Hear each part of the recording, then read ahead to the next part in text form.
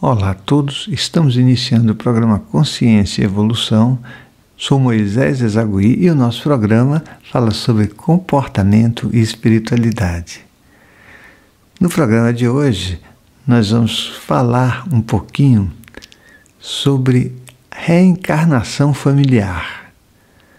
Aí a gente vai entender algumas coisinhas sobre essas repetições, né? Porque a reencarnação ela é uma repetição de nascimentos, né? De nascimentos e de morte também. Então, nós vamos entender um pouquinho sobre isso. Reencarnação familiar.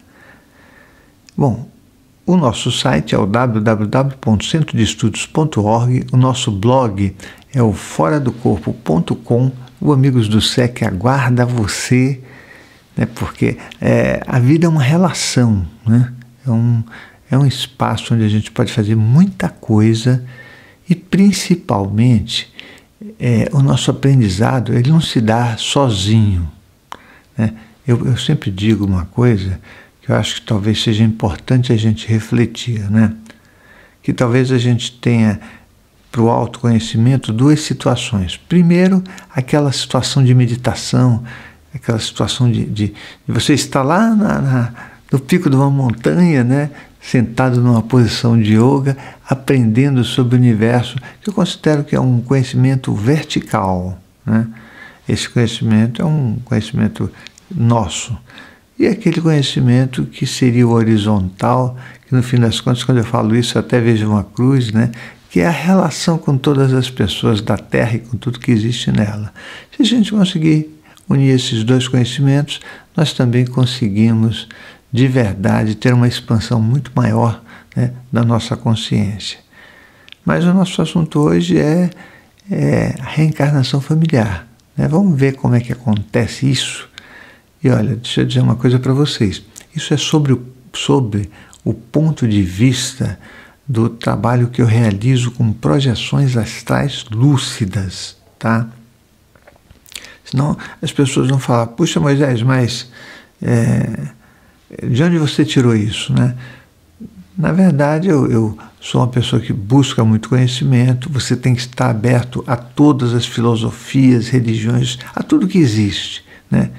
E nessa sequência de fazer projeções astrais, que eu faço já desde os 7 anos de idade, né? Então já faz um tempinho, eu fui fazendo anotações e aprendendo sobre isso, porque eu acho que isso engrandece cada um de nós. Mas aí vamos nós para a nossa reencarnação. Você, garotinho, está mais próximo da reencarnação anterior do que quando você já é um adulto, né? Isso é uma coisa muito óbvia. Mas vamos ver como é que a gente nasce, né? Então, a gente começa lá pelo casal, né? O casal se une e aí nós vamos ter o evento, né? Da primeira situação, que é o feto, né? Esse feto, até os 3, 4 meses de idade, ele não... ele pode desistir, ele pode abortar, tá? Espontaneamente. E por quê? Bom, pelo seguinte, porque quando a mulher está grávida, até os 3 meses, o espírito que está ao lado dela, né, que é o espírito que vai nascer, ele pode desistir, né? Basta a família ter muita discussão, muita confusão, né? E aí no final das contas o espírito pode falar, nesse lar eu não quero voltar ao planeta Terra, né? Não quero voltar à condição de uma consciência intrafísica. É óbvio que ele não vai pensar como eu estou falando aqui. Ele simplesmente vai ver que a situação é uma situação difícil para ele e vai falar, não quero. Ele fala, poxa, mas como é que ele escolhe uma família para nascer? Olha, se você ainda é uma consciência emocional, o que vai acontecer é que você vai escolher uma família no mesmo nível do que você é. Esse é o nosso livre-arbítrio. Com esse livre-arbítrio que todos nós temos, que eu acho que isso é importantíssimo para a gente, né? Você poder, de repente, exercer a tua vontade. Mas a gente vai nascer numa família que tem mais ou menos as mesmas condições energéticas que a nossa. Não é aquela coisa de falar assim, é exatamente, não, porque os nossos pais são diferentes, eles não são iguais. Então a nossa família, ela está dentro de um padrão, e é nesse padrão que a gente vai aparecer aqui na Terra, né? Me explica melhor esse padrão. O padrão é o nível de consciência, o nível de aceitação que você tem na relação com o outro, né? Não daria para você ser muito primitivo e nascer numa família extremamente sofisticada, né? Até porque você não conseguiria lidar com isso. Se você me perguntar, isso pode acontecer? Claro que pode. Pode, porque nós somos pessoas com baixo discernimento, então muitas vezes a gente quer uma coisa que a gente não vai caber naquele ambiente, mas a gente quer, deseja, e você vai se sentir muito desconfortável depois e não é uma boa ideia, né? Mas isso pode acontecer. É um evento que acontece sempre? Não, isso são casos mais esporádicos, né? Então, nós estamos falando de reencarnação, né? Eu estou descrevendo aí sobre como a gente vai nascer. Primeiro, o espírito fica do lado da mãe que está grávida, mas ele já escolheu essa mãe e esse pai, né, que é onde ele se sente mais confortável, por conta do padrão evolutivo dele, e depois, quando ele nascer, né, é óbvio que nascimento é um trauma, tá? Por isso que a gente esquece tudo da nossa vida extrafísica, da nossa vida como espiritualidade, como consciência. Entrou no corpo, entra como um bebê, começa toda a história de novo, né? O ser humano é um dos animais que tem que ser cuidado, né? Você precisa que a mamãe te ajude, te proteja, te higienize, te dê comida, né? Tem um monte de fatores. Se você pegar um animalzinho desses que nasce sozinho, ele vai dando os primeiros passos e ele busca a mãe, mas ele busca de uma forma diferente, né? Alguns animais são mais independentes do que nós, muito mais. Então, é assim que vai acontecer mais ou menos o nascimento, né? Óbvio que a gente tem muita coisa para conversar sobre isso, mas você nasceu, está lá na sua família. E antigamente, deixa eu dizer uma coisa, havia muito mais estabilidade na relação, porque as pessoas casavam, mas o tempo de namoro era outro, né? Então, o namoro, sei lá, era 1, 2, 3 anos até casar. Nesse tempo ninguém tinha contato físico nem nada, ou raramente tinha, né? Mas era diferente. O homem e a mulher se comprometiam a fazer um caminho. Hoje, não é assim que acontece. É por isso que a gente acaba tendo muitas dificuldades, porque você vai em um determinado lugar, olha para a pessoa, já está apaixonado, e às vezes a pessoa fala até assim, nossa, eu já devo conhecer de outra vida, né? Porque nós nos olhamos e eu fiquei extremamente... sabe, foi um negócio assim que eu não sei explicar. A pessoa está falando de impulsos, né? Está falando de sexualidade, está falando de tudo, menos de uma relação de continuidade e amor. Então, é assim que nós somos, né? Conforme o tempo vai passando, a nossa relação com as pessoas, o social muda e também a espiritualidade acompanha esse processo. A possibilidade de você nascer numa condição não tão boa é muito mais alta, né? É muito mais alta. Nós agora nos encontramos 5 meses depois, né? E pronto, e já estamos casados, né? Eu penso que o nosso tempo de relacionamento tem que ser maior, de conhecimento, de respeito, de carinho. Você precisa desenvolver o carinho numa relação, né? Nós não desenvolvemos isso. Nós por falta de discernimento, como eu já disse, a gente só desenvolve e incentiva os próprios impulsos de paixão, que eu acho que não é bem por aí não, né? Mas você nasceu, você está no teu grupo familiar, provavelmente você vai ter irmãos que também pertencem àquele grupo, né? E tá ótimo. Você já tem um grupo, um núcleo, né? Que é o núcleo base da sociedade, que seria a família. As famílias podem ser constituídas de uma forma muito mais organizada, muito mais estável, ou numa situação bastante, eu diria assim, desorganizada, né? Onde o pai tem várias atitudes que não são legais, né? Aí você vai falar que atitudes não são legais. O pai pode beber, pode jogar, pode não respeitar a mãe, pode ser agressivo, pode ser passivo. Isso, obviamente, acaba não constituindo uma família do jeito que deveria ser. Nós mudamos os referenciais, né? Então, eu penso que isso é uma coisa que nós precisamos rever para que a família fique com uma sequência hierárquica física como ela deveria ser também espiritualmente. Ou seja, como é que acontece o nascimento? O nascimento, normalmente, o filho é o resultado da união de um pai e da mãe que deveriam ser os amparadores dele. Não é verdade?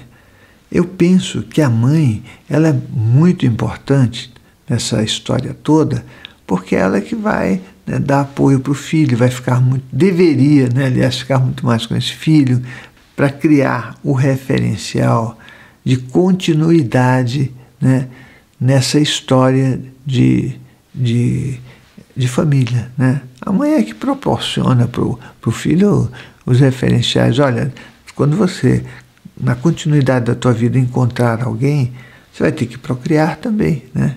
Então seria um referencial mais ou menos lógico da natureza. Eu não estou dizendo que culturalmente isso são os referenciais, porque nós mudamos um monte de coisa, né? E eu também acho que, independente de como a gente constitui as nossas relações, nós temos que saber que o natural seria o que a natureza nos oferece, né? Então, para que a gente possa ter a continuidade de nascimentos, né? E familiar, nós estamos falando de família, né? Então, seria mais ou menos isso. Considero que a mãe, porque é a mãe que vai parir o filho, a relação dela com essa nova consciência física é uma relação muito próxima. O pai não é tão próximo, mas pode ficar. Aí é uma questão de como ele vai agir, de como ele vai se relacionar. Eu penso que uma família, o máximo melhor, né, perfeita, que não é muito fácil, eu até coloco isso no meu curso de projeção astral, né, onde eu mostro as relações familiares e as trocas energéticas que acontecem entre as pessoas que se amam, que é muito raro isso, né? A gente fala, não, mas eu amo meu marido, eu amo minha mulher. Olha, amor é uma coisa a ser compreendida, a ser entendida de uma forma melhor do que nós entendemos, né? Nós entendemos o amor quando um está namorando o outro, quando um está olhando para o outro e está fazendo trocas ao nível de um chakra só, que pode ser só o chakra básico, o chakra esplêndido. Mas amor é a troca em todos os chakras, trocas de energias em todos os chakras. Eu penso que isso não é tão fácil de entender, é assunto para a gente ficar debatendo, né? Mas você está numa família, já tem irmãos, né? Esse é um grupo, que é um grupo, eu penso, sabe o que eu penso? Eu penso que isso é um grupo de treinamento de acerto, né? Então, vamos supor uma família que você tenha um irmão e uma irmã. A pessoa é homem e tem um irmão e uma irmã. Ele vai ter que aprender a se relacionar com cada um deles, né? A coisa não é tão boba e tão simples. Vamos lá, como é que a gente vai se relacionar? O máximo melhor possível, respeitando as diferenças que existem entre as pessoas. Porque não importa se a pessoa é teu irmão, tua irmã, teu pai, teu tio, tua mãe, não importa. Isso são coisas que nós inventamos, ou seja, ele é o teu pai. A gente estabelece uma palavra que indica a relação que você vai ter, né? Porém, nem sempre a nossa relação acontece deste jeito, né? Obviamente que o pai ele teria que ser uma pessoa respeitada pelo filho, né? Só que ele não precisa ficar fazendo coreografias, ele é o pai, né? Então ele tem que ter um formato, uma estrutura que o filho respeite, que o filho admire, né? Porque quando a gente vai crescendo dentro dessa família, né, que nós estamos na nossa reencarnação familiar, o teu pai vai ser o teu modelo de homem e a tua mãe vai ser o modelo de mulher. Talvez a mulher que você queira, né, e talvez ele seja o homem que você queira, depende do sexo de cada um de nós. Tá tudo certo até aí. Somos um grupo familiar, existem outros grupos familiares com os quais a gente vai se relacionar e nós estamos aqui num percurso de vida, uma reencarnação em que mais ou menos deveria acontecer os pais terem o desencarne primeiro que os filhos, né? Então isso é importante que a gente tenha noção. Mas não acontece muito isso porque nós acabamos nos envolvendo com drogas, com bebidas, com coisas de uma forma muito forte, né? E no final das contas o pai acaba morrendo mais cedo porque ficou doente, né? Ou se afasta da família, né? Vai constituir uma outra família, fica uma confusão familiar aí que o filho que nasceu nessa vida, nessa família, ele não tem os referenciais necessários para constituir uma outra família e seguir em frente. Bom, isso é uma situação assim que eu acho que sabe aquela perda de continuidade que a gente tem? Então é isso que vai acontecer. Perda de continuidade familiar, porque a estrutura familiar não foi organizada para essa continuidade e servindo de referencial para todos os filhos, né? Se ela já não é um referencial, o filho também vai, lá na frente, ter um comportamento familiar do mesmo jeito. Nós estamos falando de reencarnação familiar, né? É isso que nós começamos a falar. Então, isso acho que é um assunto bacana, né? Porém, olha só, essa relação de nascimento e de morte em grupos familiares, ela é diferente nas várias culturas que nós temos aqui nesse planeta, né? Mas a primeira coisa que a gente vai observar é que como a maioria das pessoas não tem o conhecimento espiritual, isso que eu estou contando para vocês nem aparece na fita, né? Não vai aparecer mesmo. Então, olha só. A pessoa tem uma religião fechada e que a morte representa o fim. Então, espiritualmente, o que a gente está falando não vale nada, né? Porque a pessoa fala, não, eu não acredito nisso, então vou viver essa vida, ela coloca a sua energia totalmente nessa vida e o resto não importa muito não, né?